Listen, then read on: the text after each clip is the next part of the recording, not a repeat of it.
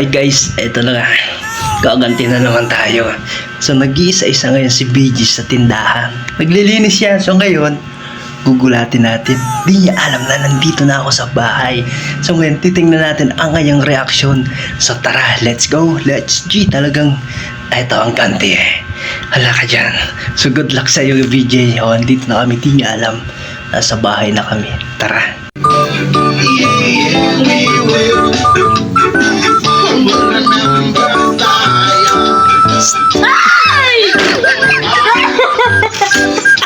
Huli ka na ngayon.